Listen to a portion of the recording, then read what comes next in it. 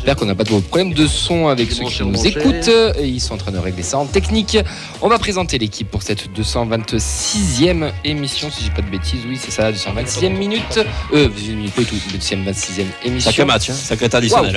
Wow. On va commencer par notre défense et notre ami Fredo. Comment il va, Fred? Super bien. En forme? Ouais.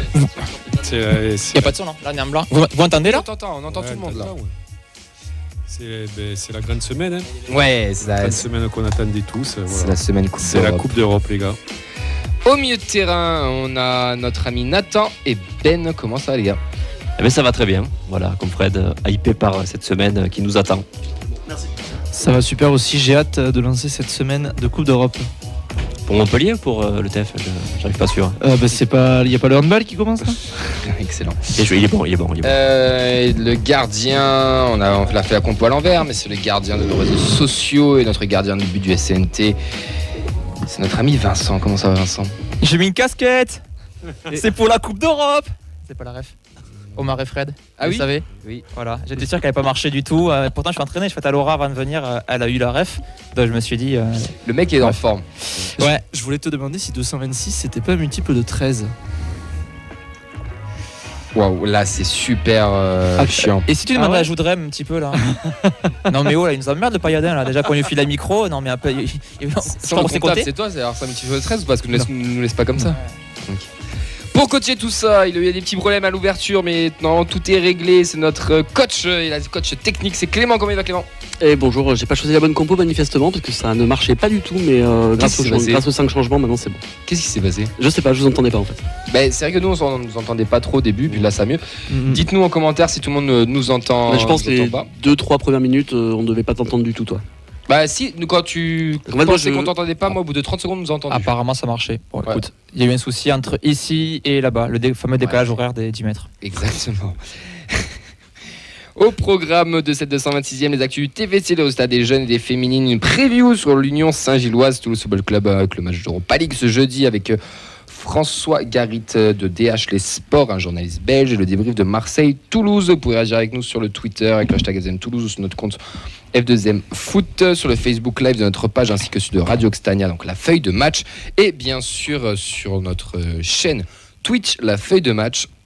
Normalement je dois poser la question, est-ce qu'on a du monde de connecté, mais Vincent est parti régler des casques et là il est en train de se dépêcher et de courir. Oui, je suis en train de meubler. On a des connectés qui sont là? On a Romain, on a Fabien, on a Pichou, on a Jeff Aka, Jojo Lastico 81 aussi. Voilà, il y a du monde. On a eu un bravo Vincent, quelle référence. Vincent, le son est trop fort pour moi. Dans le casque. Putain, vivement quand ça sortir de Coupe d'Europe, sans déconner. Avant qu'on commence cette émission, je fais une énorme dédicace à Mehdi parce qu'on lui a rendu hommage avec Ben. Parce que vous pouvez voir sur nos réseaux sociaux, on a fait une petite partie de boules. Quel est le score, mon cher Vincent et Fred? Je sais pas. Par contre, j'ai un message d'une auditrice, si tu veux, c'est ma mère qui nous dit que 226 n'est pas multiple de 13. Mais c'est pas moi, c'est à lui. Voilà. Oui, je suis totalement. Vous êtes bon à la pétanque, on est bon dans la vie.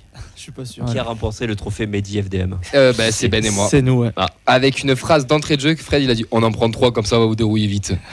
Il y a eu 8-0 je crois ça s'appelle. Ouais, quasiment. Ouais. Bon, on enchaîne, il n'y a pas d'émission à faire. Un petit moment sur ça, c'est moi je prends mon pied là. Il n'est pas Mehdi qui veut, frère. Exactement. Ça, on l'embrasse. On embrasse aussi Elliot et Oxens qui sont les absents de ce soir. Voilà pour la 226e dans la joie et la bonne humeur. C'est parti. Est-ce qu'on est la meilleure tribune du championnat? Mais oui, je veux dire qu'on est la meilleure tribune du championnat. On va commencer avec notre journal des prêtés. Il y en a 4. On va commencer par Birmancevic, buteur par 2 fois plus une passe décisive face à Slovako. Victorieux 5-0. Prochain match jeudi contre le Limassol. Ils sont premiers dans leur championnat. Tu le suis tellement que tu prononces au top les clubs dans les. J'ai fait LV4 serbe. Si je peux me permettre, à mon avis, ça se dit Slovasco. Franchement, laisse-moi au moins 1 minute de gloire. Écoute, t'as bien prononcé pour Birmancevic, donc je pouvais pas laisser passer ça. C'est vrai, bon, ok. Un partout. Heureusement que t'as pas joué avec tant. C'est conférence ou Europa League, pardon? Europa League. Merci. Tu viens un chapitre avec Amoulic? Amoulic? Oui, c'est à toi, ouais. Amoulic, défaite 2-0 ce week-end. Il était titulaire en pointeur, remplacé en cours de match. Prochain match, ça sera contre le Sparta Rotterdam. Ils sont 14e du championnat hollandais. Hogg qui a gagné son match 3-1. Il était titulaire, c'était contre Listrom, je sais pas comment on dit. Et ils affronteront à Hamkam. J'ai bien fait de prendre Hog. De pas prendre Hog, pardon. Trop deck. Fleming, notre ami, victoire 3-1 contre Vladost. Il n'est pas rentré en jeu. Je crois que je vais pouvoir. C'était un Scrabble qu'ils ont fait. C'est des cours d'orthophonie ce qu'on doit faire tous les mardis en fait. Oh bordel. L'après-faux avec la Fabrique Violette qu'on embrasse et qu'on salue et qu'on remercie de nous avoir donné toutes les infos sur les Pitchouns toulousains. Les U14 ont battu Muret 5-0 et les U15 ont gagné 4-1 à Saint-Estèphe et les U16 ont fait un partout à Muret. La N2. La N2, ils sont allés chercher leur premier point en championnat de N2 à Bourgoin. C'était vendredi, 2 partout. But de Ntamak et de Edjouma. Sur la composition, on a retrouvé pas mal de pros. Donc on a là Kombago, Rabakchouch, Zodéougan, Vasbauer, Efouélé, Ntamak, Voitel, Kébé, Ndjouma et Zuliani. Sur le banc qui sont rentrés, on a Garondo, Ngako, Vroman et Pérez. Prochain match sera donc ce vendredi à la Ramée face au Pays de Grâce, j'allais dire Pays de Galles, je suis en pleine Coupe du Monde, je suis désolé, qui est 3e, nous sommes derniers, mais au moins nous avons marqué notre premier point. Vendredi 17h à la Ramée d'ailleurs. S'il y en a qui se chauffent avant l'émission, peut-être moyen d'aller y faire un tour. Juste avant qu'on enchaîne sur la N2, on a, je sais pas, mais Bonata Traoré, depuis qu'il a signé pro, on le voit plus du tout évoluer avec la N2. Alors, je sais pas s'il est blessé ou si c'est des choix. Je trouve ça bizarre. Mais quand il n'est pas pris dans le groupe pro, il apparaît comme un choix du coach, il apparaît pas comme blessé. Donc c'est que logiquement, il est censé pouvoir jouer. N2, alors. Mais je sais pas. Peut-être qu'il y a un souci, hein, on ne sait pas. Il faudrait fouiller un petit peu. S'il y en a qui ont sur Twitch ou sur Facebook qui sont au courant, n'hésitez pas à nous transmettre l'information. Les U19, ils ont perdu 2-1 face à Nice. Niambo était le buteur. Le prochain match déroulera le 24 septembre à Ajaccio. Nous sommes 6e et eux ils sont 9e. Les 17, encore une défaite pour les 17 face à Balma. Défaite 2-1 aussi. Le buteur c'était Vauchat. Prochain match ce sera un derby contre l'UJS, qui est donc le club, c'est pas Pradette, pardon, ils sont Mirail, si je dis pas de bêtises. Ils jouent à la Ramée même. D'accord. En gros, c'est un club de futsal, oui. Ils ont jusqu'au 19 nationaux ou 17. C'est ça, à 11. Et après, ça part en futsal. C'est un gros club format de préfaux où beaucoup de jeunes ils vont là-bas. Surtout un gros derby. Ouais, le dernier contre l'avant-dernier. J'ai eu le capitaine des U19 au collège avec moi et c'est un petit joueur à suivre qui est très bon, petit Djibril.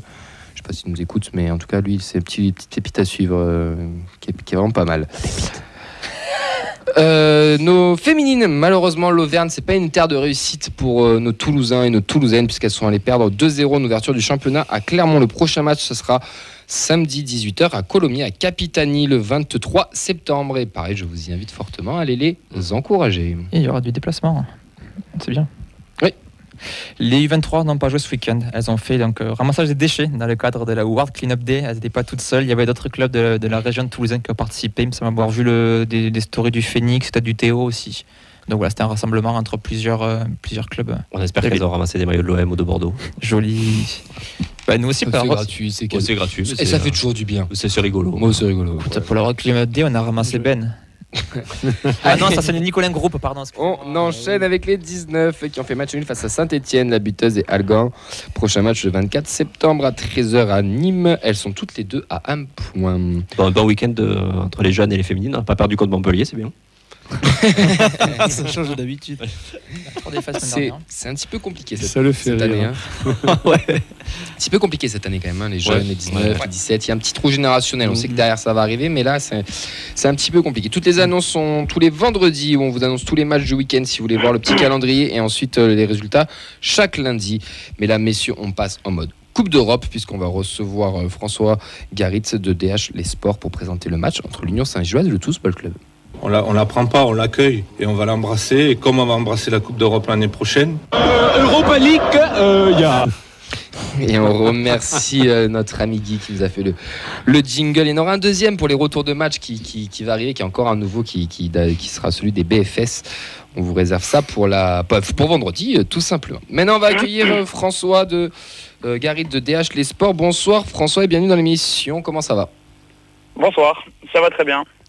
François, est-ce que vous pouvez vous présenter un petit peu et vous présenter aussi votre média au passage ?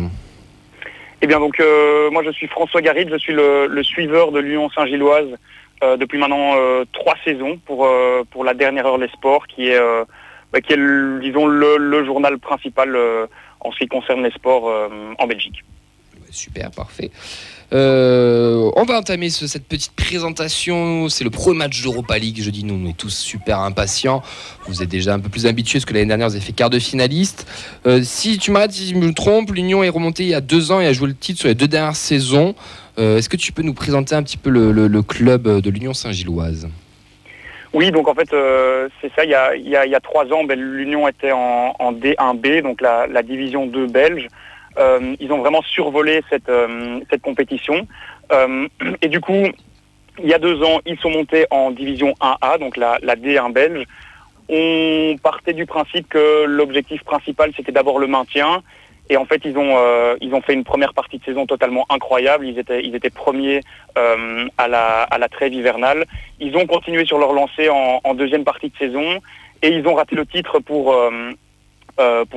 quelques matchs en toute fin de saison, parce qu'en Belgique, il y a les fameux Champions Playoffs. Donc c'est des playoffs à 4. Maintenant cette saison à 6 pour savoir qui est champion. Et donc dans ces playoffs, ils n'ont pas réussi à finir premier. On s'est dit que la saison de confirmation allait être très compliquée et que l'Union allait peut-être finir 10e, 12e. Finalement, la saison dernière, ils ont refait le coup et là, la déception était encore plus grande parce que ils n'ont pas raté le titre pour 1 ou 2 matchs. Ils l'ont raté pour 1 ou 2 minutes. Donc en gros, la situation au tout dernier match de la saison, à la 88e minute, l'Union était championne de Belgique. Et ensuite, ils ont pris un goal à la 89e minute. Et à cause de ce but-là, ils n'ont pas fini premier. Ils n'ont même pas fini deuxième. Ils ont fini troisième de la saison, dépassés par 2 autres équipes. Et donc voilà, c'était vraiment l'énorme déception pour l'équipe qui est vraiment passée tout proche du titre à 2 reprises. C'est un énorme ascenseur émotionnel là pour le coup. Est-ce que dans l'historique du football belge, l'Union Saint-Gilloise est un gros club ou c'est vraiment un comeback ou c'est vraiment une vraie surprise, on va dire? En fait, on peut dire que c'est un comeback parce qu'en fait, l'Union était un des plus grands clubs dans les années 30. Il y a ce qu'on appelle du côté de l'Union 60. Donc en fait, c'est une série de 60 matchs sans défaite que l'Union a réalisé dans les années 30. L'Union a été championne de Belgique à plusieurs reprises avant la Seconde Guerre mondiale.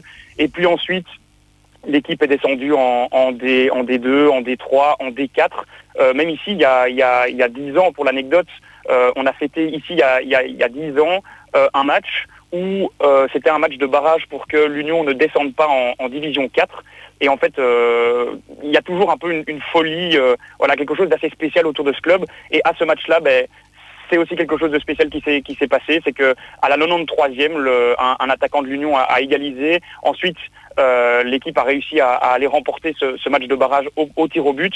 Mais sans cette victoire, l'Union était en D4. Donc voilà, clairement, ce match-là a été un élément vraiment ultra important dans l'histoire du club, parce que si il n'y avait pas ce but à la 93e minute, s'il n'y avait pas cette victoire au tir au but pour ne pas descendre en D4, je pense pas qu'on s'appellerait actuellement à 2 jours d'un Union Toulouse en Europa League. Justement, là, j'ai une petite question, transition toute faite, par rapport à cette saison. Voilà, tu parlais d'Europa League. Il y a eu beaucoup de changements, il me semble, dans votre effectif. Il y a eu l'entraîneur qui est parti. On a notamment aussi Teddy Thomas, qu'on va évoluer en Ligue 1 du côté de Reims. Comment tu envisages la saison du côté de l'Union? Est-ce que faire un parcours en Coupe d'Europe, est-ce que c'est un objectif pour vous? Eh bien oui, il y a eu énormément de changements dans le groupe cet été. Le club s'y attendait, la direction s'y attendait, parce que voilà, après deux aussi belles saisons, on savait que les piliers comme Teddy Thomas allaient partir. Il y a aussi des joueurs comme Victor Boniface qui est parti au Bayer Leverkusen et qui est en train de déjà être un des meilleurs joueurs du début de Bundesliga. Donc voilà, la direction le savait et la direction avait planifié tout ça et donc avait bien anticipé tous ces départs. Et donc en fait maintenant ce qu'on est en train de voir, c'est que ici en ce début de saison, il y a des joueurs qui ne jouaient pas la saison dernière parce que voilà, par exemple un Teddy Thomas était indéboulonnable, il sortait jamais de l'équipe. Mais ces joueurs-là maintenant prennent vraiment deviennent les leaders de cette nouvelle union. Et finalement, on peut même se poser la question, est-ce que l'union actuelle n'est pas meilleure qu'il y a un an?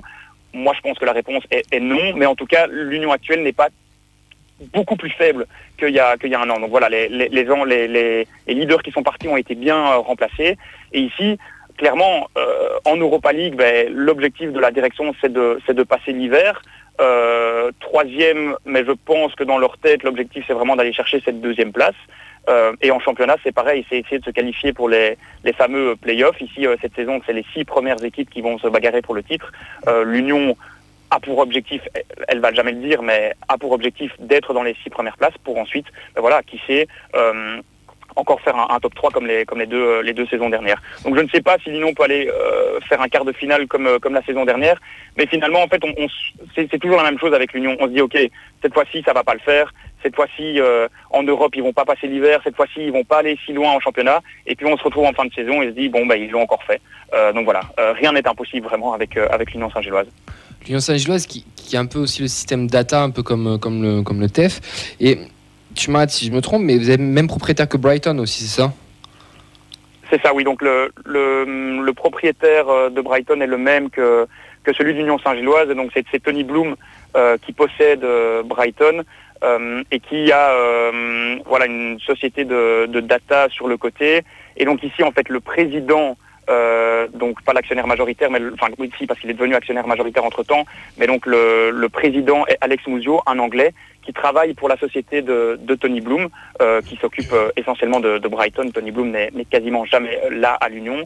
Et en fait, on est vraiment, un peu comme avec Toulouse, avec une cellule de recrutement qui est vraiment basée sur les datas. Il y a une recherche qui est faite, mais vraiment de manière très approfondie. Ils ont une base de données qui est énorme de joueurs. Ensuite, ils essayent d'affiner le plus possible. Une fois qu'ils ont affiné vraiment le plus possible, ils arrivent avec une liste de joueurs réduite. Et à ce moment-là, ils essayent de tout connaître sur la personnalité du joueur. C'est à tel point que, en fait, c'est toujours la même chose quand on interviewe un nouveau joueur qui signe à l'Union. À chaque fois, on lui demande pourquoi est-ce que vous avez été séduit par le projet. À chaque fois, la réponse est la même. Le joueur dit toujours, en fait, c'est très bizarre. La direction, le directeur sportif, quand je lui ai parlé, en fait, il savait plus de choses sur moi que ma famille. Donc ça veut dire que le directeur sportif va tellement dans les détails que parfois, pendant des calls avec des joueurs, il va dire à ce joueur, et alors comment se passe le travail de ta sœur, je sais qu'elle a démissionné, etc., etc. Enfin, ça va vraiment loin, quoi. Ils connaissent vraiment, mais tout dans les détails des joueurs. Et voilà, ça plaît aux joueurs parce qu'ils se sentent vraiment concernés par le projet directement. Ils se sentent voulus par l'Union Saint-Gilloise. Et voilà, on peut faire une comparaison avec Toulouse. D'ailleurs, j'ai interviewé le directeur sportif de l'Union la semaine dernière et il m'a dit que à un des derniers mercatos, il y avait un joueur que Toulouse voulait absolument. Castro Montes. Il pensait avoir convaincu ce joueur. Oui. Il pensait que tout était fait, que le joueur allait signer. Et finalement, ce joueur a signé à l'Union Saint-Gilloise. Ils ne nous ont pas donné le nom. Castro Montes. C'est un joueur qui est actuellement dans l'équipe de l'Union Saint-Gilloise. Nous te le donne, c'est Castro Montes. Voilà, c'est sûr. Vraiment. C'est Castro Montes parce que c'était en fonction du départ de notre latéral droit Michael Dessler il devait signer, mais comme Michael n'est pas parti, il a signé chez vous à l'Union Saint-Gilloise. D'ailleurs, c'était une de mes questions. Oui.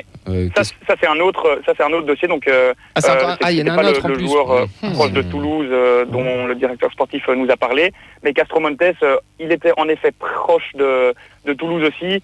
Et puis il y a eu pas mal d'histoires d'agents, des agents influents. Moji Bayat, je pense que c'est un nom qui est assez connu aussi en France, qui est rentré dans le dossier. Et voilà, tout a fini parce que Castro Montes voulait vraiment jouer à l'étranger. Il avait quitté son agent pour aller vers un agent qui était plus proche des championnats étrangers pour justement faire le grand saut vers l'étranger. Finalement, ça s'est pas fait. Et tout. Enfin voilà, c'était une très bonne nouvelle pour l'Union parce qu'il a été titulaire pour la première fois samedi ici avec l'Union. Et clairement, on voit que c'est un joueur qui est vraiment très très fort, qui n'aurait clairement pas fait tâche, je pense, en Ligue 1. Donc encore une fois, c'est une très très bonne recrue pour l'Union Saint-Gilloise. Bonsoir François. Comment est perçu le Toulouse FC donc au niveau à Saint-Gilles par les supporters, par les dirigeants, par vous qui suivez l'Union Saint-Gilloise? Comment est perçu le club et comment est perçu ce match? Comme un match somme toute assez facile, juste une étape, ou vraiment c'est pris au sérieux? Le match de ce jeudi contre Toulouse, c'est ça? En fait, je pense qu'il n'y a pas énormément. En fait, disons qu'il y a plus de. Du côté des supporters, ils sont plus heureux de pouvoir déjà faire une nouvelle campagne européenne. Et voilà, c'est un peu dans l'ADN du supporter de l'Union Saint-Gilloise, de juste profiter du moment et de ne pas vraiment essayer de se projeter. Faut savoir que voilà, il y a un peu plus de 2 ans, ces supporters, ils étaient dans des stades totalement anonymes de la 2e division. Parfois, ils étaient à une centaine de supporters dans un stade à l'autre coin de la Belgique. Donc déjà pour eux, pouvoir jouer une seconde fois d'affilée une campagne européenne et d'Europa League, on parle même pas de la Conference League, on parle d'Europa League ici, c'est déjà quelque chose d'exceptionnel. Donc voilà, je pense que les attentes ne sont peut-être pas énormes. Après, c'est toujours le cas aussi du côté de l'Union, l'appétit vient en mangeant, et ils se disent clairement, l'Union peut faire des choses. Contre Toulouse, moi je pense, en tout cas d'un point de vue d'un regard un peu extérieur, j'ai l'impression que les 2 équipes se valent et que l'Union peut clairement viser cette 2e place. Après voilà, si l'Union finit 3e, je pense que ce serait aussi une réussite de pouvoir continuer à avoir un match européen à la trêve. Si l'Union finit 4e, là je pense qu'il y aurait quand même une petite déception, mais clairement voilà, les attentes ne sont pas énormes non plus autour de cette équipe. Mais on sait que l'équipe est capable de tout. La saison dernière, ils étaient dans une poule avec Braga, avec l'Union Berlin, qui avait fait un début de saison incroyable la saison dernière. Premier match Union Berlin contre l'Union Saint-Gilloise, et l'Union Saint-Gilloise allait gagner 0-1 là-bas. Personne ne s'y attendait, voilà, vraiment personne ne s'y attendait. Mais encore une fois, c'est un peu toujours le cas avec l'Union. On s'attend jamais à cette équipe, et puis voilà, ils arrivent à faire des résultats. C'est à tel point que certains même autour du club se disent, on joue Liverpool, mais on n'ira pas là-bas en se disant qu'on va prendre 5-0 quoi. Donc voilà, même chez les joueurs, il y a vraiment cette philosophie de se dire, en fait, tout est possible contre toutes les équipes quoi. Oui, bonsoir François. Moi, c'est une question. Donc, tu as dit donc, que Boniface était parti en effet, et il y a un attaquant donc, qui a émergé, qui est Eckert. Qu'est-ce que ça vaut? J'ai vu qu'il avait planté pas mal de buts. Il est meilleur buteur du championnat. Tu peux nous en dire plus? Oui, en fait, il a marqué pas mal de buts, mais il y a quand même pas mal de pénaltys dans les buts qu'il a inscrits. En fait, Denis Eckert, c'est vraiment un cas très spécial parce que la saison dernière, il a quasiment rien joué. Parce que Victor Boniface était numéro 1 indiscutable. Ici, il a commencé la saison parce qu'en fait l'Union n'avait pas encore réussi à vraiment remplacer Victor Boniface. Entre-temps, ils ont fait 2 nouveaux attaquants. Mohamed Amoura, qui est un attaquant algérien qui vient de Lugano en Suisse, qui est vraiment un petit profil ultra rapide, mais quand je vous dis ultra rapide, c'est vraiment impressionnant.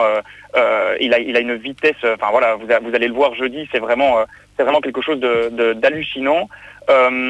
Et puis ils ont Kevin Rodriguez, qui est un peu c'est un Équatorien qui vient d'Équateur, du championnat équatorien, qui a déjà une sélection. Il a joué au Qatar à la Coupe du Monde avec l'Équateur.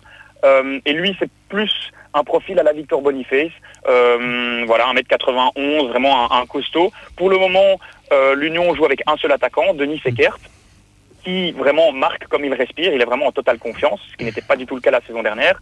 Mais l'entraîneur le répète souvent, il va certainement passer à un système à 2 attaquants, certainement avec un Kevin Rodriguez et puis le rapide Mohamed Amoura qui tourne autour. Après ici, Kevin Rodriguez n'a eu son permis de travail que hier, donc ça m'étonnerait qu'il soit aligné titulaire directement ici contre Toulouse. Je pense que voilà, ce serait beaucoup plus logique de voir Denis Eckert être titulaire. Mais donc voilà, Denis Eckert, c'est un joueur qui n'est pas le plus costaud, mais actuellement, il est vraiment en totale confiance. Il marque beaucoup. Ça a été aussi le cas contre Lugano en match de barrage. Et voilà, s'il est meilleur buteur, il faut bien le dire, c'est aussi parce qu'il y a eu pas mal de pénaltys qui ont été inscrits. Pour jeudi, c'est quoi, si tu devais citer des points faibles de l'Union Saint-Gilloise que le TEF pourrait exploiter, tu ciblerais quoi?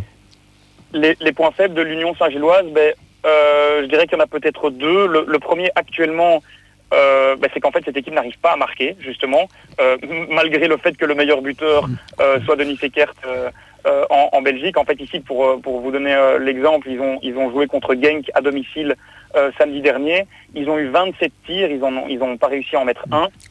Et puis de l'autre côté, Genk a eu 3 tirs cadrés, ils ont mis 2 buts. Donc voilà, ici c'est vraiment le plus gros problème, c'est l'efficacité.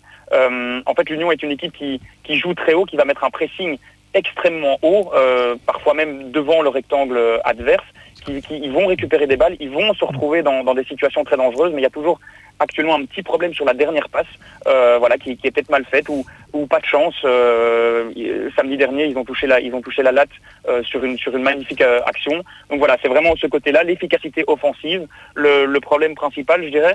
Et puis, le second, c'est que ils ont une bonne défense, mais qui peut parfois prendre énormément de risques. Et c'est le problème, c'est que l'Union va jouer toujours très haut, donc parfois ils se font prendre de vitesse. Et le défenseur central Christian Borges, donc il joue à une défense à 3, le défenseur central qui est vraiment dans l'axe de cette défense, c'est clairement pas le plus rapide. Donc le temps qu'il se retourne, je pense que les attaquants toulousains pourront partir vite dans son dos. Et c'est comme ça qu'ils ont pris un but samedi. C'est que l'autre défenseur à gauche n'est pas non plus très rapide. Il s'est fait prendre de vitesse. Il y a eu un centre. L'autre défenseur central n'était pas là. C'est goal. Et voilà, ils se sont fait tuer comme ça. Donc je pense que une des forces, c'est que l'Union sait jouer très haut, mettre un gros pressing et récupérer des ballons très haut. Mais par contre, souvent dans ce genre de cas, c'est qu'ils peuvent se faire prendre en contre. Et si Toulouse a des joueurs un rien rapide sur les côtés, si Toulouse sait être patient pour ensuite bien utiliser les moments de reconversion offensive, je pense qu'ils pourront faire très mal à l'Union. C'est marrant parce que quand tu nous présentes tout ça, on s'y retrouve beaucoup. On aurait pu faire un copier-coller et te présenter le TEF à quelque chose près un peu sur de la le même terrain, manière. en dehors, la data, le terrain, c'est vraiment très, très rigolo. Le datatico. Le datatico, exactement. Le datatico, on retient. Le système de jeu, là, voilà, de pressé haut, des mecs un peu moins rapides. C'est similaire. Juste avant qu'on passe au prono, j'avais une petite question par rapport au fait, tout à l'heure on a parlé de la multipropriété. Nous, ça nous a posé problème, parce qu'on est aussi une multipropriété avec le Milan AC. Est-ce que du côté de l'Union Saint-Gilloise, il y a eu des petites magouilles administratives pour pouvoir être inscrit en Europa League, parce qu'on le sait que Brighton aussi est en Europa League. Est-ce que vous avez eu ce genre de problème avec l'UEFA ou pas? En fait, tout au début, quand l'Union a su que Brighton était aussi qualifié, ils ont directement réagi. Et en fait, ce qui s'est passé, c'est que du coup, l'actionnaire majoritaire était Tony Bloom, qui est le propriétaire des deux clubs. Et ce qu'ils ont fait, c'est que ils ont fait passer les parts, en tout cas une partie des parts de Tony Bloom, chez Alex Mouzio, qui est le président de l'Union depuis 5-6 ans. Et donc, c'est lui qui est devenu actionnaire majoritaire. Et le fait que Alex Mouzio soit devenu l'actionnaire majoritaire a en fait éteint tous les problèmes. Et donc, depuis ce moment-là, même l'Union a communiqué. Alex Mouzio est l'actionnaire majoritaire. On n'aura aucun problème pour jouer l'Europa League. Donc voilà. Il y a eu finalement zéro problème, même si tout au début, on s'est quand même posé la question, est-ce que l'Union pourra jouer si Brighton se qualifie pour l'Europa? Exactement comme chez nous. C'est fou. Ça va être sympa ce match. Après cette super présentation de François, les gars, on va passer au prono. On terminera par toi, François, pour équilibrer un peu. On en sait un peu plus déjà sur ce club qu'on connaissait peut-être un peu moins. J'ai pas entendu la question, je vous entends très mal là. Je te disais qu'on va passer au pronostic. On va commencer par nous et on terminera par toi. Clément, quel est ton prono pour ce jeudi? Moi, je vois un match ouvert avec deux équipes qui jouent au foot. J'ai envie de dire un petit 2-2. Fred. Nous on sort d'une bonne performance là contre Marseille. Puis nous, ça fait très longtemps qu'on n'a pas goûté à la Coupe d'Europe. Comme Clément, je verrais un petit 2-2, voire même un 3-3. Quoi. Il a dit qu'il ne marquait pas beaucoup et nous, on ne marque pas beaucoup non plus. Ouais, mais ça va être. Coupe d'Europe. Je le sors, t'inquiète. C'est la Coupe d'Europe. Ok, ça me va. Non, moi par contre, j'ai retenu Stark Dumala, donc je vais dire un partout. Moi, 2-1 pour l'Union, je suis désolé, mais à mon avis. On le sait que ça va être compliqué, je pense. Non, j'allais dire une insulte. Attention au foot français. François, j'ai l'impression qu'on est un peu frère de club, donc on va se neutraliser complet 0-0. Ça, c'est fort possible. François, quel est ton prono pour jeudi? Je dirais 2-1 pour l'Union avec un match compliqué, un partout au bout du match, et puis avec l'Union où on s'y attend jamais, mais qui est capable d'aller inscrire un petit but quand même s'ils arrivent à retrouver cette efficacité offensive et aller inscrire le deuxième pour une première victoire. Donc je dirais 2-1. L'avantage que vous avez aussi, c'est que les clubs belges ne réussissent jamais au club français. Donc, ça c'est vrai. C'est vrai. Merci. Oui, merci beaucoup François, on va te libérer. Ce fut vraiment un plaisir de t'avoir au téléphone et d'avoir cette présentation très complète de l'Union Saint-Gilloise. Avec plaisir. On te souhaite un excellent match jeudi et que le meilleur gagne. À vous aussi. Merci beaucoup, merci. Ciao, à bientôt. Merci, au revoir. Au revoir. Ciao. Les gars, on vient d'avoir un topo vraiment complet. Y a plus, c'est le Data Tico, on est dedans. C'est le club frérot de Belgique en fait. C'est la même chose, c'est dingue. Le forêt Tico. Mais ça va se reproduire de plus en plus, je pense. Ouais, mais là, Brighton est précurseur. Mais en tout point, vraiment, c'est copier-coller. C'est le seul copier-coller qu'on n'a pas, c'est qu'on n'est pas été vice-champion jusqu'à la 82e. Non, mais c'est le même schéma d'approche. Tu vois, ils ont déjà remplacé l'attaquant qui est parti, Thomas aussi. Ils anticipent vachement chaque mouvement. Ça ressemble vraiment au TF1. Peut-être qu'on sera champion de Belgique dans quelques années. c'est ça la moralité de l'histoire. Est-ce qu'on a des réactions un petit peu des gens qui, par rapport à l'Union Saint-Gilloise, qui peut-être connaissaient pas ce club et qui ont hâte, je sais pas. Je demandais un petit peu ce qu'ils en pensaient, quel type de match ils voyaient pour jeudi. Donc Romain nous dit match difficile, méfiance, mais on pourrait gagner. Il y a Fab qui a souligné le fait qu'on avait déjà affronté cette équipe à 46 et en 57. Oui, d'ailleurs, France Bleu a mis, avec Julien Balida sur Twitter, a mis une petite carte postale où l'Union Saint-Gilloise avait signé, de l'équipe de l'époque avait signé la carte postale. Pour combien de places? Ce sera un match ouvert avec des buts. Matt qui nous dit je me trouve plus solide en défense et dimanche nous avons enfin haussé le ton au milieu, on aura des occasions, il faudrait que Dalinga se réveille. Pour Free Fly pareil, du même avis, entière confiance en Carles Martinez Novel pour nous trouver une composition encore farfelue pour permettre de ramener au moins un point de là-bas. Je pense qu'on va se copier-coller un peu à leur système. Est-ce qu'on va jouer à 3, est-ce qu'on va rejouer à 4? Je sais pas, jamais qu'on rejoue à 4 quand même, c'est ce qu'on a vu dimanche. Mais alors, on a des problèmes pour marquer, ils ont des problèmes pour marquer, mais j'ai envie de vous rejoindre, j'ai envie de voir un match fou. C'est la Coupe d'Europe, et la Coupe d'Europe, on a envie de voir des matchs totalement. C'est un match de coupe, ça joue différemment aussi, hein. C'est pas championnat. Je pense qu'on va prendre très cher d'entrée, parce qu'on va être peut-être un peu impressionné, etc. Qui ont eu plus d'habitude. Mais peut-être, voilà, sur des erreurs, sur des machins. Ça ressemble à. C'est deux clubs collègues. On n'est pas vaincu contre les équipes européennes cette année? Roma, PSG, Marseille. Ah oui. Ouais, voilà. C'est la stat qu'il faudra retenir pour ce match de la jeudi. vraie stat qu'il faut retenir, la vraie seule et unique chose qu'il faut retenir, c'est que jeudi, on sera tous au Danube pour une ambiance de malade mental. Ça fait 13 ans, 12 ans qu'on n'a pas connu la Coupe d'Europe. 14. Voilà, c'est pas dans 90 minutes. 13 ans. 2010, 13 ans. On est sur la 13e et 14e année. 2009. Bref. Ça fait plus de 10 ans qu'on n'a pas connu la Coupe d'Europe. Le match, il est à 18h45. À partir de 17h45, on prend l'antenne au Danube avec des animations, le concours de pronos, le petit quiz une demi-heure avant le match, le sécanto, il faut ramener son écharpe, pour ramener toutes nos écharpes. On en a plein, on pourra peut-être en prêter ou s'il le faut. Mais tout le monde a normalement son écharpe. On lance un gros sécanto de malade. On pourra faire la composition. S'il y en a un ou une qui veut faire le speaker du Danube, pourra nous enflammer le Danube. Pour tous celles qui étaient là dimanche ont vu un peu ce que ça pouvait donner. Jeudi, c'est la Coupe d'Europe, ça va être le feu. On a un capot de feu en plus. Ouais, Pascal qui est très fort. Ouais. Pascal toi qui aussi est très bon. Non, moi non. Bon, dis-moi. T'as lancé quelques chants quand même. C'est le jeu aussi, mais non, les autres le font beaucoup mieux. Non, en tout cas, rendez-vous jeudi au Danube. Toute l'équipe, nous on sera là, on sera présent. On va vous mettre un bordel monstrueux parce que c'est la Coupe d'Europe et ça on ne le vit pas tous les week-ends et on l'attend depuis 13 ans et on a 6 matchs là où on va. Bon, je dirais pas le mot, mais voilà, merci, kiffer. Et on va kiffer. En plus, il y en a certains qui ont réservé leur voyage pour Liverpool ici dans la salle. Il y a 50% de l'équipe qui parle Liverpool ce soir quand même. C'est énorme. Tu vois, ça c'est de la stat. Ouais. Ça c'est pas mal. Hein. Non, mais dès jeudi matin, vous enfilez votre maillot, vous allez bosser avec votre maillot à l'école, vous allez à l'école avec votre maillot. Le boss, il vous amène les dossiers, hop, on sort le fumier. Non, mais voilà, il faut vraiment on déclenche l'alarme incendie du boulot. Dans la ville, et voilà, il faut vraiment qu'on sente pour une certaine ferveur. Comme dit Camille, ça fait 13-14 ans, et voilà, c'est. Il faut que ça pète, quoi. Il faut que ça pète, quoi. En tout cas, on va tout les faire. Écharpes, vous prenez des chaussettes, n'importe quoi. Voilà, quoi. Tout ce qui est violet. Voilà. Nous, on va tout faire péter au Danube. Enfin, tout faire péter. Dans le respect des règles. Dans le respect du Danube. On va pas retourner le barbe dans le bon sens du terme. On vous donne rendez-vous tous là-bas. Une heure avant, c'est le mieux. Si vous pouvez pas, vous pouvez arriver aussi sur le moment, 18h45. En plus, après, vous pouvez enchaîner avec France-Namibie. Le rendez-vous, il est pris. C'est jeudi. C'est au Danube. Ce sera la Coupe d'Europe. Maintenant, on va enchaîner avec le retour de match entre Marseille et Toulouse. Bangré.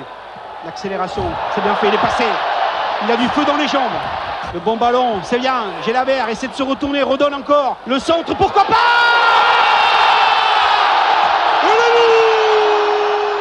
J'ai physiquement mal quand j'entends le mot Bangré maintenant. Ben, il a fait comme ça, il a fait. On en parlera plus tard.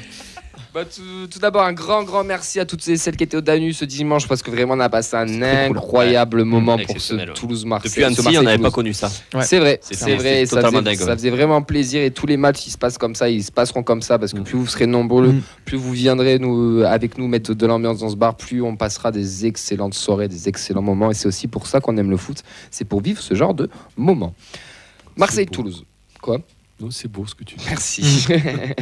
La compo reste Dessler, Nicolaisen, Logan Costa, Diarra, Siro, capitaine, Schmidt, Donoun, Jean, Rodankra, Magri sont rentrés en jeu Bangré, Abouklal, Spearings, Soiseau, Kamenzi. Un match avec beaucoup d'intensité des deux côtés. Un poteau Marseille et une barre. En seconde mi-temps, de notre côté, un énorme loupé de Nalinkra et à la fin aussi de Mamadi, Messi, Bangré. Et tout aurait pu. Je sais pas parce que tout le monde le veut. Donc, c'est un peu méchant parce que j'adore ce joueur en plus. Le match aurait pu basculer en notre faveur, mais aussi du leur. J'ai envie de dire que c'est un match nul assez logique. Est-ce que vous êtes d'accord avec moi ? Je sais que Nathan, à la sortie du match, il n'était absolument pas d'accord avec ça. Alors, je dois m'expliquer, c'est le procès, ça y est ? Non, c'est pas le procès, on n'est pas sur Antenne sans flamme, on a une vraie émission quand même. Et la fiche est très longue. Dans l'ensemble, c'est un match équilibré. Le nul est assez logique, comme tu l'as dit. Je sais même pas s'il y a eu un troisième poteau ou alors soit je l'ai rêvé. Une barre et un poteau. Ou alors il y en a une qui est pas loin. De nombreux arrêts de Guillaume Rest aussi, on peut dire. Ouais. Et ensuite, c'est cette fin de seconde mi-temps qui m'a un peu dérangé. Là où on avait des joueurs frais devant, on avait Bangré, on avait Abouklal et on avait beaucoup d'espace. Je sais pas combien de contres on a eu à se retrouver dans la défense adverse marseillaise et on marchait. Il marchait. Voilà, petite blague. Il s'auto-vanne. T'as vu, il s'auto-fait sur des vannes en handicapé, c'est génial. Le mec s'auto-vanne. Après, on s'est retrouvé dans la surface marseillaise. Alors, pour moi, c'était pas parce qu'on était cramé, parce qu'on avait quand même un Bouklal qui était frais. Mais on avait l'occasion d'aller gagner à Marseille. Voilà. Donc, pour moi, c'est un match équilibré au final qui, le 0-0 est logique. Mais on aurait dû gagner, on n'aurait pas pu gagner, on aurait dû gagner avec toutes ces occasions qu'on a eues en fin de match. On a un commentaire qui peut répondre à ta question. Ouais, c'est Fab qui nous dit c'est la faute à Siro, tout simplement. Voilà, tout simplement. Pourquoi chercher plus loin ? Arrêtez de faire chier. Je suis un peu en colère parce qu'on aurait pu, Marseille qui a eu un visage en seconde mi-temps un petit peu, qui était pas non plus, c'était pas une grosse équipe de Marseille. Et on se retrouve là avec à avoir des balles de match et voilà. Mais, tu dis on marche, mais est-ce qu'on n'a pas été jusqu'au bout de nos actions ? Est-ce qu'on n'a pas, c'est pas créé une occasion à chaque fois ? Ouais, mais c'est timide après. Enfin, je sais c'est pas. Après, j'ai pas revu le match. Occasion à la fin. C'est la finition, comme souvent. Ouais. Mais je sais pas, ça manquait de. Mais t'es frustré parce que tu sentais qu'on pouvait gagner le match et qu'on l'a pas gagné, ou t'es frustré parce que tu trouves qu'on doit faire mieux ? Face à une équipe comme ça, parce que beaucoup se satisfassent du 0. Ça, c'est pas très beau. Je crois que c'est comme ça. C'est la bière. Beaucoup se satisfont du 0-0. On a été content du 1-1 contre Paris. On s'est dit. On était content. Oui, on a été content. Ouais, non, pardon. C'était pour eux le satisfasse. On est bien. On est bien. C'est génial. Non, comme le match du PSG, tout le monde était content parce qu'on a fait un match nul. Alors que non, mais il y en a beaucoup qui étaient là, c'est un exploit. Là, j'ai entendu c'est un exploit de faire 0-0 à Marseille. Mais avant le match. Avant le match, bien sûr, mais en fonction du contenu, on n'a pas beaucoup joué. On aurait pu jouer un peu plus. Voilà, dans le sens où je m'attends en fait à mieux de cette équipe-là. C'est pour ça que j'étais un peu en colère, mais au final, avant le match, j'aurais forcément signé pour un nul. Mais je sens qu'on aurait pu aller chercher autre chose. Voilà. Je trouve que c'est un match à la pièce, quoi. C'est-à-dire que vraiment, là, le prono, ça peut être 1-2 nul, clairement. Donc franchement, c'est peut-être le mieux qui pouvait arriver ce match nul. Je peux comprendre la frustration, mais c'est Free Fly qui soulignait, il y a 2 barres poteau. Donc il y a quand même beaucoup d'occasions. Non, mais justement, le match tournait en notre faveur et on aurait dû aller. Il tournait en notre faveur, mais après, oui, ça peut être un hold-up. Mais comme on aurait pu aussi perdre logiquement, c'est vraiment. Oui. On aurait eu vraiment. Domine tout le match, on a une occasion, on la plante pas, tu peux avoir le petit regret, c'était le hold-up, mais là c'était quand même finalement équilibré dans les occasions, même si eux ont été plus dangereuses, mais nous avec plus de précision on aurait pu être plus dangereux. Mais c'est nous les plus dangereux. Si oui je trouve. Non, c'est nous alors nous parce que nous on touche pas les montants, donc voilà, ça truc là, mais nous Marseille, en termes de casse dans la surface aussi, il y a pas d'occasion franche, mais ça.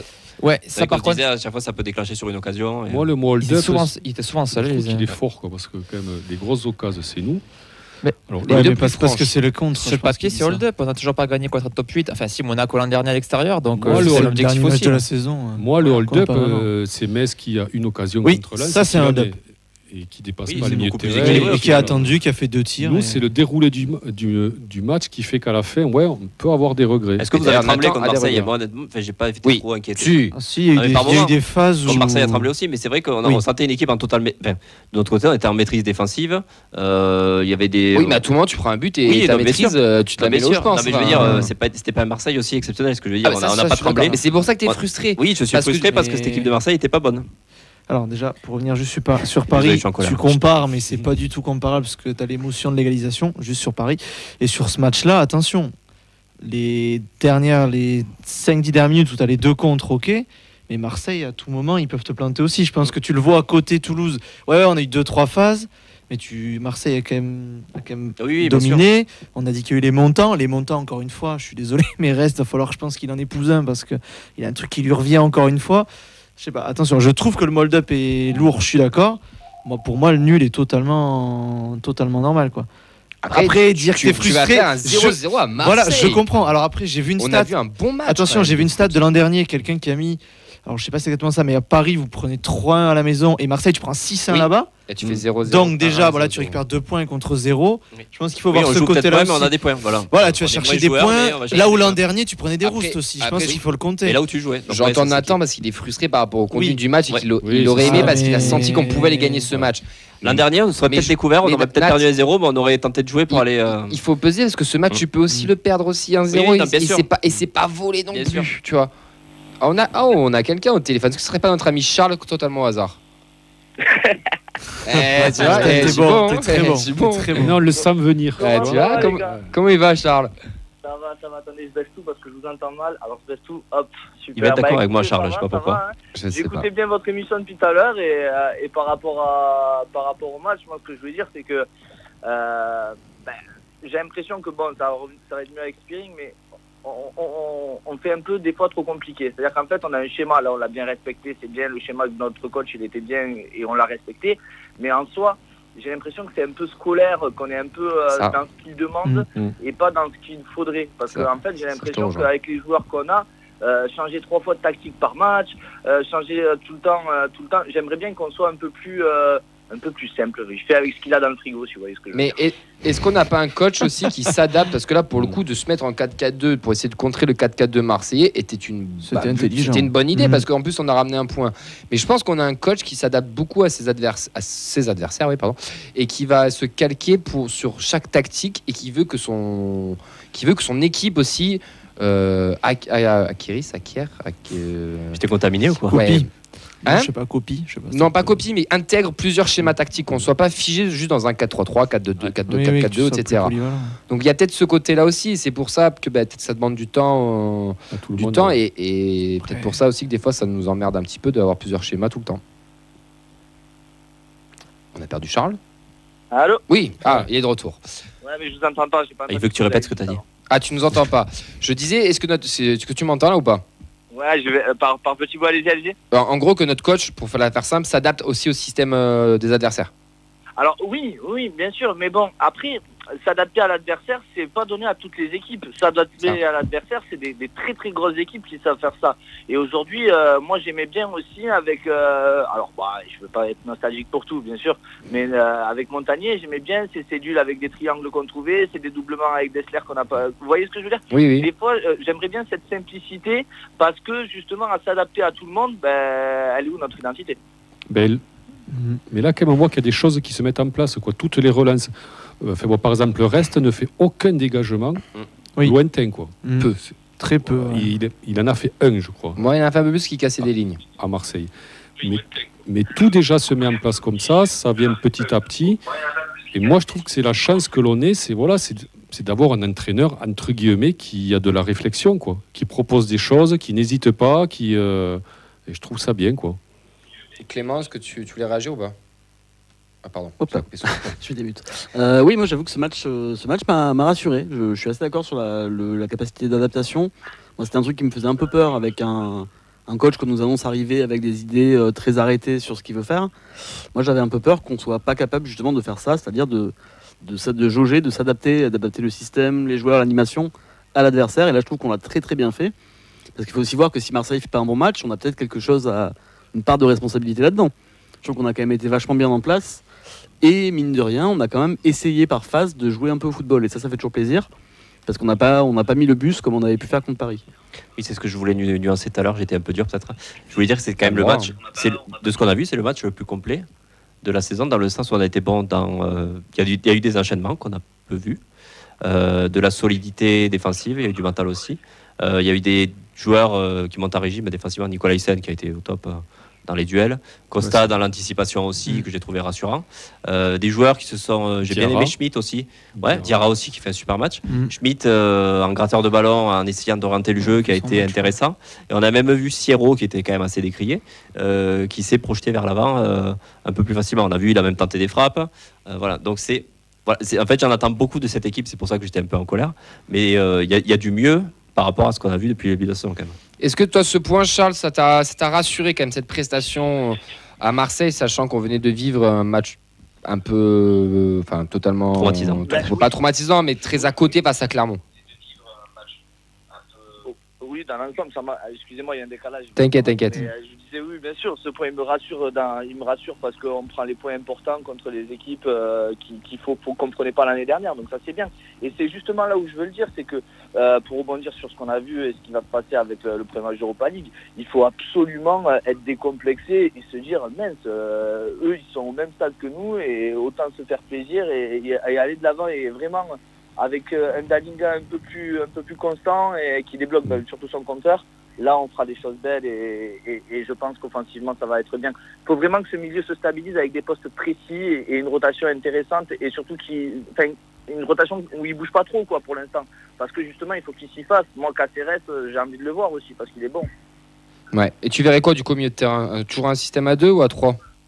Non, là, de toute façon, c'est pointe basse avec Spiring à partir de maintenant. Enfin, pas pour le repas. Oui, pour la Ligue 1. Là, oui. Moi, je voudrais Caceres à 2 avec Caceres Sierro. Ok. Bon, merci beaucoup, Charles, de nous avoir encore une nouvelle fois appelé. Merci. Je t'ai dit merci beaucoup de nous avoir appelé. Désolé. Le son c'est catastrophique ce soir en tout cas. Mais merci en tout cas, vous êtes toujours au top. C'est gentil, merci. À bientôt, Charles. Salut Charles. Ciao. Pour rebondir un petit peu, moi j'ai revu le match du coup le lundi. Parce que dimanche tu le vois, mais c'est différent. Je l'ai plus vécu qu'autre chose. Je trouve que dans les 20 premières minutes, typiquement, sur notre phase de transition, on n'a pas des vraies occasions franches parce qu'on se loupe dans le dernier geste, mais qu'est-ce qu'on est dangereux, on doit leur faire mal. Si Dalingra et Magri, ça se trouve mieux sur 2-3 actions, même Genro, parce que d'ailleurs Genro et Donoun sont très intéressants. On en a parlé dans le live avec Clément, qu'on en parlait pendant le live, qu'on disait Donoun, on le voit pas trop. En fait, dans son jeu sans ballon, il revenait beaucoup intérieur, on le voyait beaucoup revenir pour libérer des espaces avec Genro, etc. Il y a eu un gros travail des deux. Et si tu joues un peu mieux les coups, tu mènes 2-0 au bout de 20 minutes, il y a limite rien à dire. Mais c'est pas franc parce qu'il n'y a pas quelque chose au bout. Mais on sent qu'il y a un frémissement quand même. On sent qu'il y a des choses. On sent que c'est travaillé. Ça commence à prendre. Les phases de jeu sont travaillées. Moi, c'est les sorties de ballon aussi que j'ai bien aimé. De la défense où c'est en 2-3 passes en fait, on se projetait vers la défense adverse. C'est ça que je dis qu'on a essayé de jouer aussi. C'est qu'on est ressorti court, on ne s'est pas débarrassé du ballon. Après, il faut que les gens aussi comprennent, entre guillemets. On est encore au tout début de saison. Oui. On est en phase d'intégration de joueurs. Donoum, c'était son premier match, on va dire. Schmitt, c'était le deuxième titulaire. Qui c'est qu'il y a d'autres? Spearings revient. Magri, deuxième match titulaire aussi. Et moi, je suis persuadé que petit à petit, au fil des matchs, une ossature de titulaire va se dégager. Donc là, ça va commencer à bien se connaître. L'entraîneur va voir qui vraiment il a sous la main, ce dont est capable les uns les autres, dans un système, dans un autre.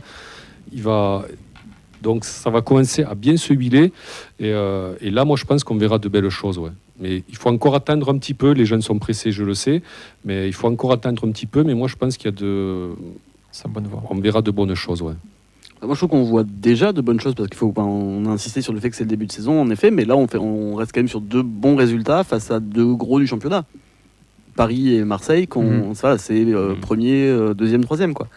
Donc moi je trouve ça intéressant à ce stade de la saison d'arriver à les embêter comme on l'a fait, même si on n'est pas tombé en effet ni sur un Grand Paris, ni sur un Grand Marseille. Mais pour moi, voilà, Marseille fait le match qu'il fait aussi parce qu'il y a un TFC très bon en face. Moi, j'attends maintenant qu'on fasse des gros matchs entre guillemets contre des équipes supposées de notre niveau. Et pour être parce que si c'est pour le dire franchement en fait qu'on les éclate quoi. Si c'est pour aller faire comme on l'a fait contre Paris on s'est dit super on va aller Paris Marseille on le sait c'est sûr tu vas avoir le prochain match à la maison déjà pardon vas-y Vincent du coup vas-y après Vincent non trop de politesse Vincent bon ben Vincent c'était d'abord une question d'un spectateur auditeur c'était Jeff qui nous demandait qui nous disait qu'elle était assez frileuse sur le retour de Spearing, voulait savoir ce qu'on avait pensé du coup de son entrée en jeu de son retour. Tout le monde s'est paluché sur lui déjà, donc ça c'est bien, bravo à tous. Le bashing Siro continue parce que Spearing est arrivé, donc c'est bien. On critique les Lensois, mais nous on fait pareil avec notre capitaine. Donc ça c'est un premier taquet. Empire même. Moi honnêtement, il fait une bonne rentrée, mais il a perdu pas mal de ballons, il a fait des mauvais choix, tout comme l'a fait Siro aussi. Le seul qui a vraiment rayonné dans ce match-là pour moi, c'est Schmitt. Mais après tu sens quand même que il apporte un plus. Je dis pas qu'il a été moins bon que Siro, c'est pas ce que je dis. Tu vois qu'il est un peu plus au-dessus, mais il a pas non plus été transcendant non plus autant que certains se sont palichés sur lui. Consignes, tu peux pas juger sur 20 minutes. Il va avoir une semaine d'adaptation là. Il va. Est-ce qu'il va jouer dimanche? Non, il n'a pas le droit. Dans la clause du contrat. Pas de clause et pas de liaison en Europe. Donc ça veut dire qu'il a 2 semaines pour se retaper un peu la confiance. On l'aura pas sa messe peut-être. Et bon, au niveau rythme, il peut pas jouer un peu compliqué. Il peut pas jouer avec la N2 là vendredi au pire. C'est possible. Allez viens on y va. C'est possible.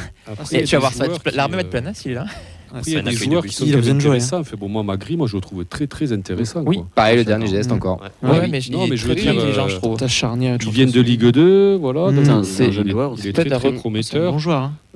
Moi, il y a 2 joueurs derrière qui font un bon début de saison. C'est Nicolas Hyssen. Lui fait un très bon début de saison. Là, ces 2 interventions qui sont quasiment dans la surface propre et tout. Voilà, on sent la patronne en confiance.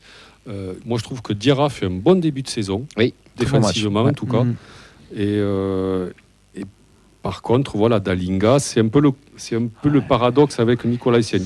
Tu sens celui qui est en confiance et tu sens celui qui n'est pas en confiance. Après, sur ce match-là, on pouvait se douter qu'il n'allait pas forcément. Non, mais il y a des petites choses qui montrent que Dalinga n'est pas en confiance. Il n'a pas de ballon. Ouais, il a pas de ballon.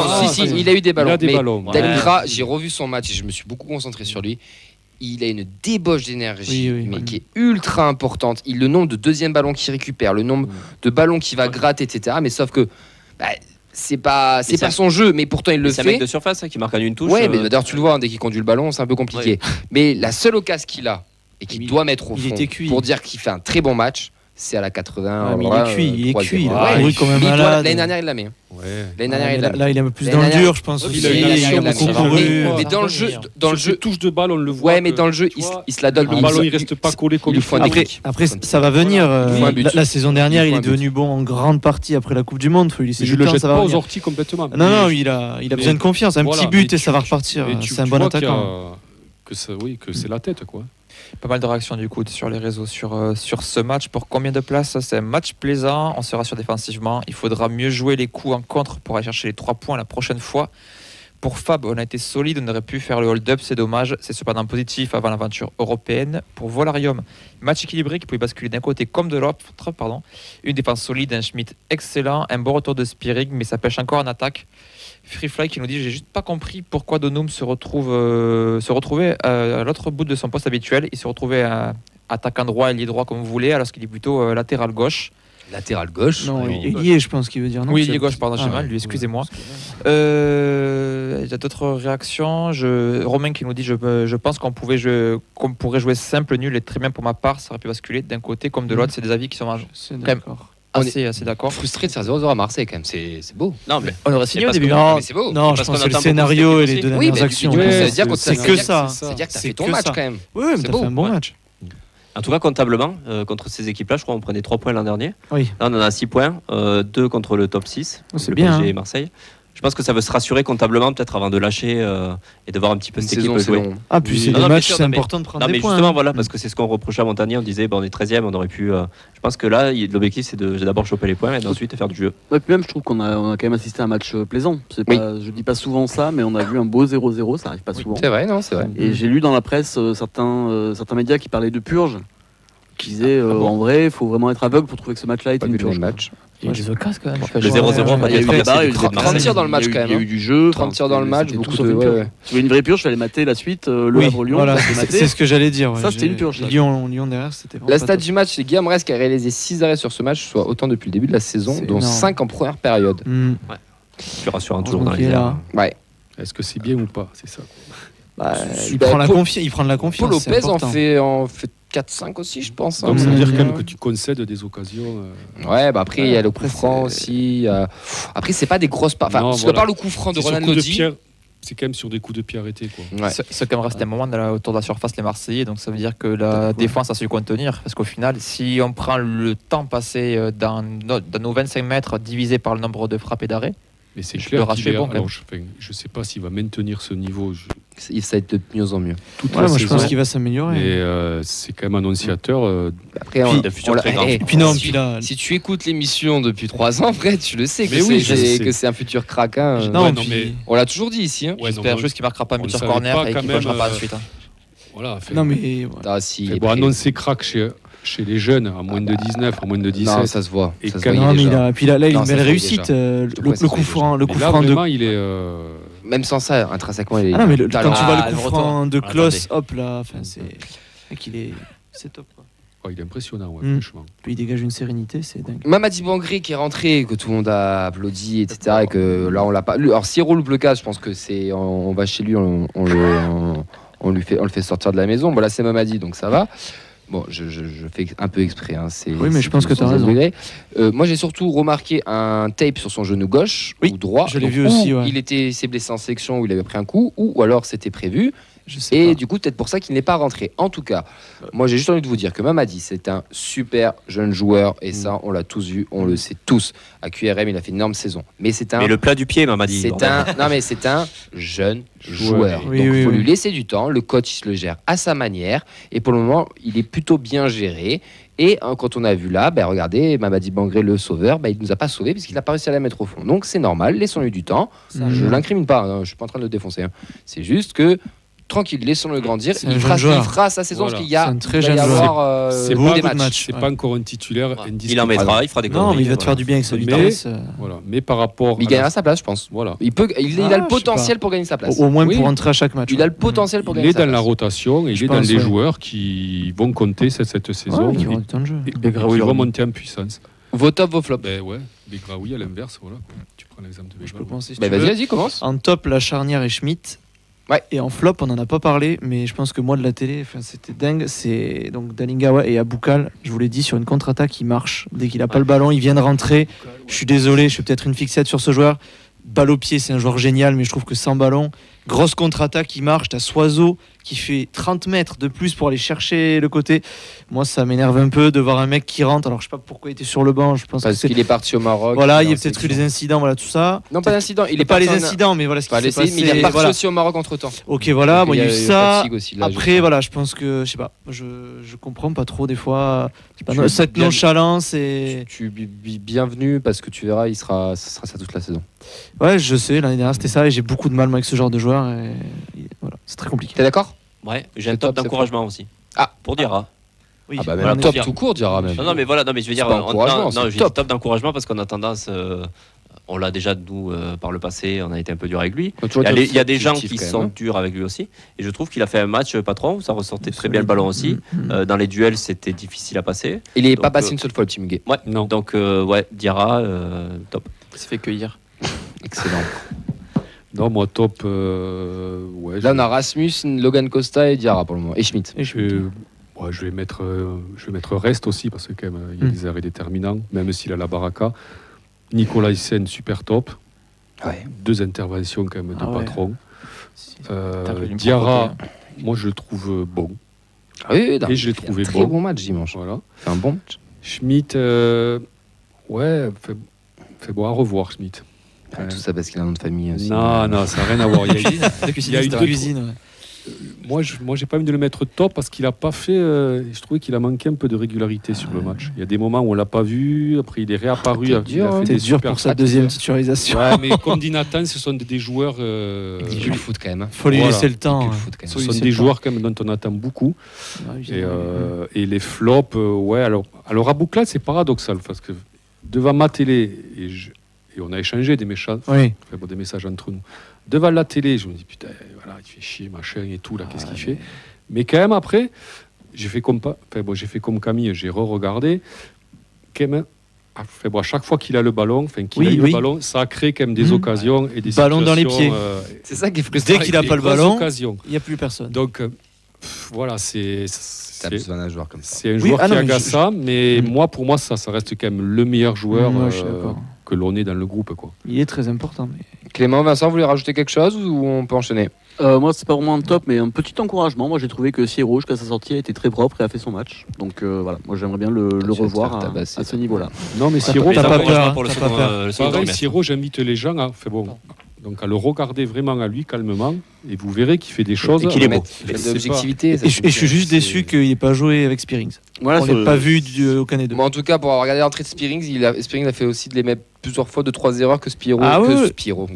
C'est Piro, le nom du audio. Siro aussi a fait, mais bon, il y a plus de qualité technique peut-être. Moi, je suis pas sûr qu'on fait le même match si Siro est pas au milieu de terrain pendant la main. Siro, il y a des retours défensifs juste sur un placement. Ça te sauve des trucs. Il y a des orientations de jeu qui commencent à se faire, qui sont c'est pas des grands transversales, voilà. C'est pas du spectaculaire et tout, mais déjà ça des oriente bien écoutez, et ça fluidifie quand même. On verra. Vincent. Ouais, le flop, l'arbitre comme d'hab. Je dois dire que les arbitres de Ligue 1 ce week-end c'était pas beau. On y reviendra. C'est général. Il y a penalty ou pas première minute? Non. Free Fly demandé. Non. Sur la main là? Non, pour avoir revu les images absolument. T'avais un contact et t'avais la main après. Non, il y avait deux absolument pas. Il n'y a situations pas agrandissement de la surface. Mais non, il n'y avait rien. Moi j'ai juste un mini flop quand même sur Bangré qui mange la feuille de match. Bon, t'es dur. Chaque mardi, vendredi. Tu revois les images, la balle lui arrive dans les pieds parfaitement à ras de terre. Je pensais qu'il était droitier. Non, il contrôle pas, il frappe pas, la balle lui passe entre les jambes. À ce niveau-là, t'as pas le droit. Ouais, bon, après il est jeune. Ça arrive au meilleur. Il est mal coordonné sur l'action. C'est vrai que ça arrive au meilleur. Je sais plus si je suis gaucher ou droitier, Mardi Bangré. C'est un peu ça. Bon, on devrait terminer l'émission sur ça, mais apparemment il y a une surprise. Je ne sais absolument pas ce qui nous attend et je vous avoue que j'ai peur. Moi aussi. Donc c'était des cons, c'était des gros cons. 10 mannequins toulousains sur la pelouse, quoi. J'ai eu au téléphone, il m'a dit fonce au TFC, c'est vraiment c'est une famille. Il y a des joueurs comme Chantôme, comme Jonathan Zibina, qui peuvent t'encadrer. Et puis surtout avec encore plus d'ambition. Tu mens, il ment. Alors on le répète tous les ans. Et il y a des saisons où pérenniser, ça passe d'abord par bien défendre. Putain, ça c'était à l'ancienne. Ouais, je voulais rendre hommage à Nathan et vous proposer 3 minutes de bonheur en plus. Je vous laisse quand même ce jingle magnifique que Nathan a fait à l'époque, qui nous rappelle tous les grands souvenirs de l'époque du TFC. LOL. Chapeau. Tu t'es fait ça, LOL. C'est une petite revue d'actualité que je vous propose, parce qu'il y a eu quand même pas mal de mouvements cette semaine, donc je vais faire ça rapidement. L'info de la semaine, c'est évidemment le retour de Spearing au TFC, accueilli comme une rockstar à l'aéroport mercredi dernier. C'était la folie. Attention quand même. Dernière rockstar que l'on a accueilli à Toulouse, c'était Bertrand Cantat à la prison de Muret. Donc voilà, ça ne réussit pas des masses. Pour différencier, s'il y en a qui ont du mal, Spearing, celui qui sera libéré sans caution, on a moins d'un an. Voilà. Ce transfert a débloqué pas mal de choses. Déjà, on a appris que la cellule du recrutement du Vercelin, c'était sponsorisé par Visionnaire, apparemment. La marque de vêtements de Big Flop et Olive, un maillot floqué Franck S, a déjà été envoyé à la cellule de recrutement. C'était fou quand même, cette hype qu'il y a eu autour de l'arrivée des Spearing. La dernière fois qu'on a vu un Hollandais arriver d'une heure aussi rapidement, c'était un go-face sur la 20. Ce n'est pas la seule info mercato de la semaine, puisque Junior Fleming est parti, comme on a pu le voir. Il n'a pas été remplacé, ce sera sûrement le gros poignard du mercato. Qui du coup, pour faire les vidéos de teasing pour les As de la jungle, avec cette conviction et ce jeu d'acteurs qui ont fait croire au TFC que c'était un vrai joueur de foot, quand même. Ça, on pourra y laisser. On a vu d'ailleurs, je sais pas si vous avez vu, Komoli qui disait qu'il s'était fait gronder par sa fille parce qu'il répondait au téléphone par rapport à l'arrivée de Spearing. Là, curieusement, la gosse n'a pas moufté quand c'était le départ de Fleming. Hein. On va parler quand même de son compère d'Erasmus, Cléa Molette-Server, qui, quant à lui, sera titularisé dimanche 1er octobre au Stadium. Il sera dans Miguel, des Âges de la Jungle. Le coach aurait déclaré, tant qu'il ne touche pas de ballon, ça me va. On va faire une pause, il me faudrait une transition. Donc Ben, tu as 10 secondes pour insulter Galoust. J'ai pas pu le faire jusque-là. Merci monsieur Gayoust d'avoir niqué le match. Il y avait but, il n'y avait pas main. Merci. Merci. Donc le somme est sponsorisé par le MHSC. On va passer à l'autre actu du week-end. C'était bien sûr le match Vélodrome à jamais les premiers à virer leur coach cette saison, mais jamais les derniers pour être la risée de la France. Oh, quelle honte. Marcelino aura donc duré aussi longtemps que Raymond Domenech, ça situe quand même le bonhomme de l'histoire du foot. Les supporters marseillais sont quand même très à cheval sur les séries et ils voulaient que, comme Marcelino Panevino, ils meurent tout seuls à la fin. En parlant de séries, d'autres font l'actu marseillaise en ce moment. On a celle sur Tapis, sur Netflix. Celle sur Longoria, là, vous savez, Desperate Président, là, qui tourne actuellement. Et bientôt, la série de défaites en Coupe d'Europe, qui ne sera de toute façon pas la pire série marseillaise. La pire série marseillaise, c'est Plus belle la vie, évidemment. Et pour terminer, on est rentré dans cette semaine folle pour notre vie, pour notre foi, puisque nous serons 3 fois au Danube sur cette période. Un peu perdu dans les valeurs de l'Ovalie, je me suis gouré, j'ai lancé dans les yeux d'Emilie ou Lucie Canto lors du dernier match. Veuillez m'excuser, ça ne se reproduira plus. L'arbitre aussi d'ailleurs a confondu les deux ce week-end, puisqu'il n'a pas sanctionné le plaquage haut sur Spearing en fin de match. Vous l'avez tous relevé pendant cette rencontre. Hâte de retourner dans ce bar que Camille appelle ma séance d'ophtalmo à moi, puisque chaque fois c'est l'épreuve pour reconnaître les joueurs. Il est tellement à l'ouest qu'il a niveau pour finir arbitre dans le camion VAR. Pour cette première en Coupe d'Europe, du coup, ce sera l'Union Saint-Gilloise, mais j'ai plutôt envie de dire le Rodez Aveyron Football, puisque comme c'est une petite ville proche d'une grande, comme le stade n'est pas homologué, donc ça va jouer dans un autre stade. Il manque plus qu'il pique les plats des voisins en disant si, la Ligo, c'est nous qui l'avons inventé, la truffade aussi. Et c'est sûr, il n'y a aucun doute, ça sera le RAF. J'espère en tout cas que ce sera une victoire du TFC, que nos adversaires seront plus proches du niveau de l'Union Saint-Jean que de l'Union Saint-Gilloise. Merci. Cazard n'a qu'à bien se tenir. Bah écoutez, écoute, je vais pas te vous voyez. Écoute, ça tu peux. Ouais. Merci Vincent. Merci à vous. Ça chapeau. Toi là, je pense que tu étais en forme. Ouais. Comme quoi les. Tu la prépares depuis quand celle-là? Je crois que je la prépare depuis. Pour la vente de Marcelino, c'est aujourd'hui. Je pense. Oui, je pense. Il a rajouté le.